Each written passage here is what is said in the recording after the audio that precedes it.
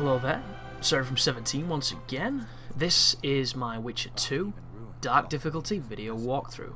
This is Chapter 3. In this we're going to be getting the Kinslayer armor, I believe. We're going to be fighting the Vran guard, and we're going to be getting an awesome sword, which is just called something like a steel sword. It's a pretty long mission, and for the most it's going to be maintenance. It's very heavy on the old maintenance. So what I'm going to do is I'm going to continue a discussion I was having on the Secrets of Loch Muin video. So if you're looking for the continuation of the God Hand conversation, this is what you're going to get. And as you can see, here are the diagrams for the Kinslayer. You get them from the Van Bard guy, that dude there. And I'm going to speed this up a little bit because, for instance, I only sped one bit up apparently. That was weird. But I'm probably going to speed up a lot of the maintenance stuff because there's no real need for you to see me doing this at normal speed because there's too much maintenance happening here. But anyhow, Azel, God Hand, very difficult boss, beating me up. Started at 12 o'clock is where I was last at. So I was listening/watching Game of Thrones while fighting him, and I start the fight with about half life. I have no reels to do any of the special moves. No, I've got one reel, sorry. One reel out of a possible 4, I think. And I have a quarter full bar of focus. So if I want to cheese this boss, I can't. Is the fast way of explaining that to people who don't know what I'm on about. So I have to learn how to fight him, and my logic is, if I learn how to fight him just by punching him, I'll eventually learn his tells, I'll learn his movements, I'll learn when I can get an opening and all that kind of good stuff. And even having beaten him, I don't feel, aside from I know what his moves look like, I still don't understand when the openings are, because this game is so strange. Like, there are times when you'll get a full combo off on him, there are times when he'll evade every hit, and there are times when he'll guard, and the problem here is I couldn't get a rhythm to get him to guard reliably, because if he guards, you can break his guard, and then from that you can combo him and do good stuff. And I just couldn't get it to happen. So what I decided to do, or what it turned into, is I counter-punched him. And be careful in this room, guys, there's going to be some wraiths that spawn. One of them looks like the women from the side quest in Bergen. But how I ended up like getting my strategy, and it took 2 hours to beat this boss. And when you bear in mind, if he got a hit off on me and I didn't get out of it by evading, I was probably dead. Also, if he stunned me, which is when it makes you dizzy, which I couldn't hate any more than I really do, I was dead. Also, if he did the grab thing, on God Hand there's these moments where you have to tap circle during grabs, and if you tap it fast enough you'll win, and I physically cannot tap it fast enough to beat this guy on hard. I had no issue on normal, I had no issue any other fight, but for some reason apparently I do not have the international track and field skills to beat this motherfucker at the tap. So I just did not want to ever get grabbed, because it does 90% of my life, and it's just not very fun. But what I did anyhow is I got into a situation where I would wait for him to do a move, preferably the fire moves, which leave him kind of vulnerable. I would dodge the fire move, I would run up to him, I would do one punch and a guard break, in hopes that the first punch would make him flinch and he would guard after it so I could break it. Then from that I would knock him up, I would juggle him in the air, and then I would kick him into the wall. And if that didn't work, or I wanted to do something different, I would just do a bit of a combo with him and do a high side kick to launch him. And I also found out that evading backwards, even though I don't really like to do it in the normal game, was really good against him because he has a trip, and the trip is really fast. So I would cancel my moves animations using the backflip, and it made it quite safe. But there's times when, like, he lets you beat him up. Like, you feel like you're doing super good, and then other times you just can't hit him at all. And Like, I couldn't get any consistency. And every single time, if I got him near the wall, I realised I could do 3 hide side kick cancels up against the wall, but any after that he would counter me. And the third one was him recovering anyway. So with a combination of those two things, I also utilised the charge punch. Whenever he did the crazy combo big punch that has no range, I would charge the charged punch and try and get him with a fully charged punch, which does some really good damage. By the way, guys, that is the sword, the Forgotten Vran sword. Sorry, not Vren. I've put the wrong spelling in my my premiere title. And here is the boss fight. This boss is very simple. The only time he's remotely hard is when he hits you with fire spells through geometry like he did just then.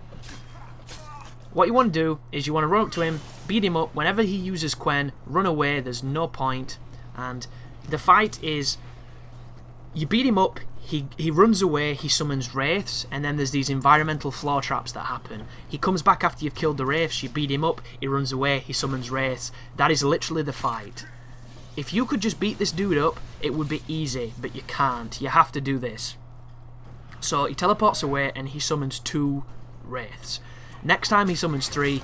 Time after that he summons 4. You need to be comfortable fighting wraiths in a close proximity, because if you're not, you're going to have trouble, because as you just saw then, there's a trap that he does. It's like a magic spell, which it telegraphs it massively, but it lingers long enough to trap you in your evasiveness. Also, if you evade into the fire, that will damage you too. So this is a test of patience, a test of skill, and a test of spacing. If you can get all those things down together, you can kick this guy's ass. If you come here with, more powerful magic, or if you want to use Quen, feel free to do so. It will make it easier. I do whatever you see here, and it's a pretty long fight, guys. It's another 7 minutes worth of this. So just, put on your serious cap and kick some ass. But back to the God Hand discussion. I also noticed that when I'd beaten him up a little bit, he would become even more aggressive sometimes. I got his tells down pretty well. I was confident in evading him. Every so often he would catch me with something, or we'd do a trade, and you lose big time on this game when you trade. Even if you knock him into a wall and you do a centimetre of his life, of his giant 90-metre fucking life bar, trading is a bad idea. But what I would do is, as I would beat him up until I'd done enough damage to be comfortable, and then I'd do the roulette, I would chain yank him, and then from the chain yank I would do the, is it Yes Ma'am Kablamo or something daft? It's this really stupid punch that refills your focus meter really well. And if you cancel it on impact, you can do it quite often, and I managed to get 2 of those, and then I went into a pummel, I think, to damage the boss a little bit, and it gave me a full focus bar.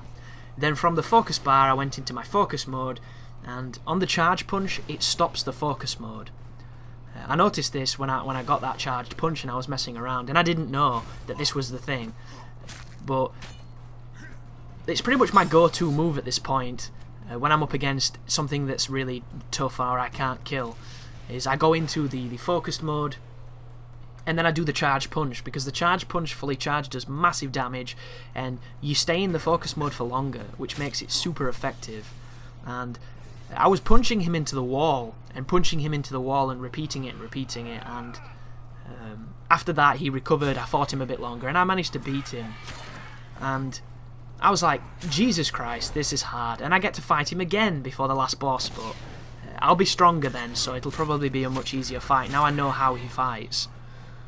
So I decided to go to YouTube before I go to bed to watch this playthrough, because there's somebody doing a kick me sign, no damage, no upgrade playthrough, which, after the struggle I had against that dude, I have nothing but respect for people who can play the game at such a high level.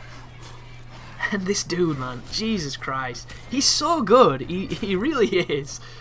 Like, if you want to see this run, which you really should, just search God Hand KMS NUND, and you'll find this dude. He's a monster. It's so fun to watch, and he's so comfortable with the game. Like, I'm not being too harsh on myself, because it's only my second playthrough, and I'm still super new to the game, and I just don't have the feel for it just yet.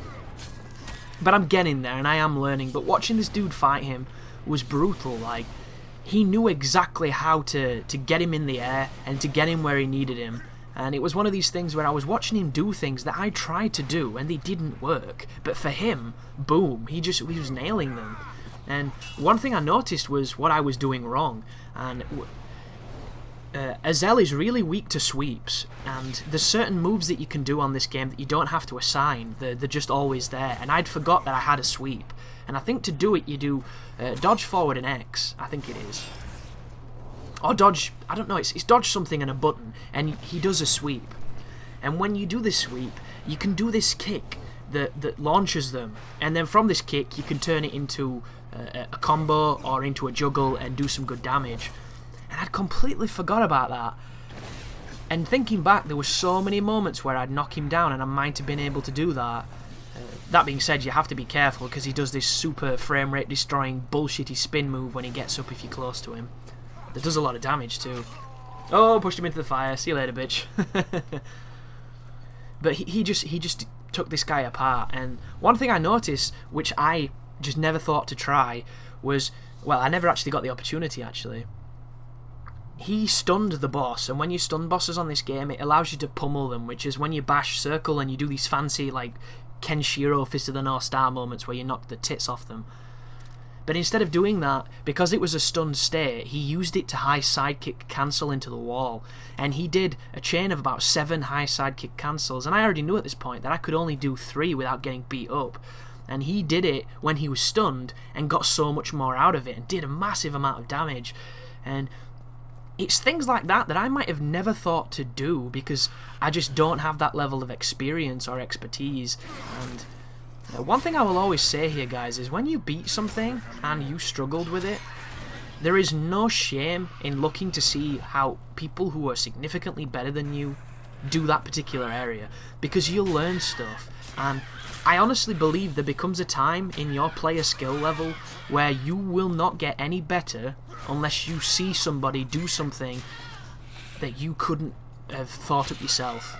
You know, someone who's at a higher level than you are, inspiring you to do something better. And the cool thing about those videos is every time I put one of them on, my mouth is open the entire time because this guy has such a good understanding of the game, and I know that I will never get maybe 1/3 of his understanding or his skill, but I'm going to try my damnedest to get better and make a project covering God Hand, because it's such a good game and it's so difficult. It really is. So if you do see these people on hard mode that are destroying it, you need to be aware that there's some serious commitment gone into destroying it, because it's not a game that lets you win. It's a game, you know, that tries everything it can to put you down.